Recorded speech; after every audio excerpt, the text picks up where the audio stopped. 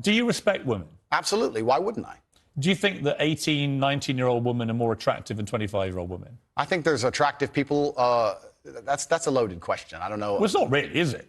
I can't. You know why I'm asking you? Of course I do, but I can't sit here and for say. the benefit of viewers who don't know why I'm asking, you said this. In general, this is also one of the reasons men find youth attractive. You want to blow up the internet? I'll blow up the internet right effing now. The reason 18 and 19-year-olds are more attractive than 25-year-olds is because they've been through less dick. People say, oh, you can't say that, but yes, I can. A 19-year-old is more attractive than a 26-year-old woman, and I'll tell you why. Because that 26-year-old has talked to more guys, been to the club more times, been effed and dumped more times, more arguments, more mess, more for me to clean up. That is misogyny. Why?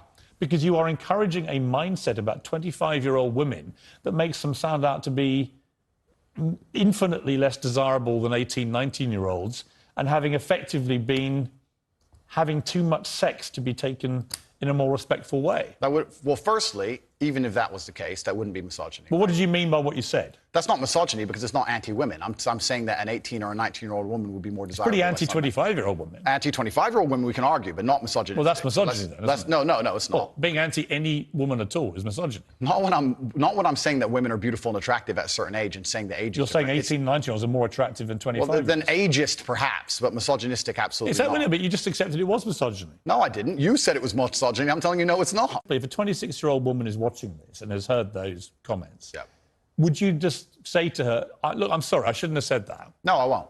I will say that I am sorry that offends you.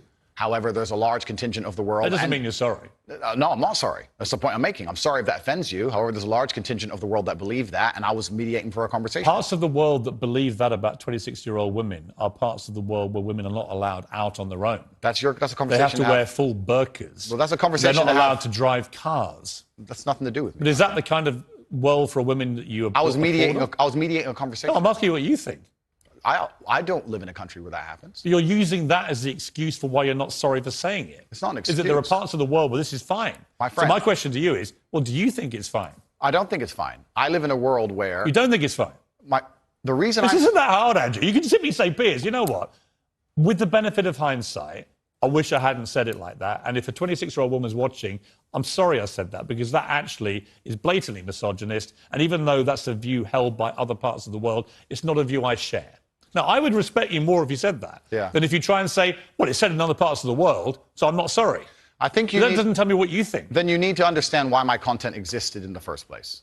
My content existed because I tried my very hardest to be an absolute and utter realist, especially with uncomfortable truths. I was pointing out that very uncomfortable... Is that a truth? It's an uncomfortable truth in many parts of the world. It's not a truth that I'm happy about. An inquest this week found that a 14-year-old girl, Molly Russell, died from an act of self-harm while suffering from depression and the negative effects of online content. The coroner said she was exposed to material that may have influenced her in a negative way, and in addition, what started as depression had become a much more serious depressive illness, and she very sadly took her life. That's absolutely disgusting. Right. Her father... That's terrible. Her father's campaign for better protections against potentially dangerous social media algorithms, right? It says that the particularly graphic content she saw romanticised acts of self-harm, normalised her condition, and focused on a limited and irrational view without any counterbalance of normality. First of all, what is your response to that? Nothing to do with you. That's the first thing. Yeah, it is nothing to do with me. The fact that a 14-year-old girl took her life is truly sad. The world we live in today is... The fact that something like that happened is almost mind-blowing to me. That's truly sad. I actually feel sad inside to see something like that. What has come clear to me in the interview is that a lot of things you say you wouldn't say now that you've said before. But I'd say them differently, perhaps. Yeah, right. So to me, that's an acceptance, not just that you want to get back on platforms, because maybe that was one of the reasons you were no platform, but that you've recognised and understood the potential harm to the wrong kind of impressionable mind by some of the things you've said. Would that be fair? I think that's 80% fair. I recognise and understand that with massive fame, you have to be more careful about being misconstrued. Like I said earlier, 1% of people misunderstanding you doesn't matter with a small audience. It matters with a very large audience. With power comes responsibility.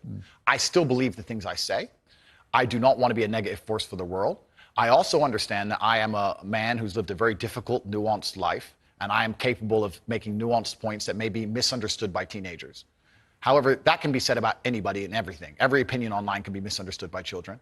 Trying to protect children from the internet is a very interesting subject in and of itself, because I would argue that 80% of the content on the internet can be negative or detrimental to a young mind that doesn't understand the world.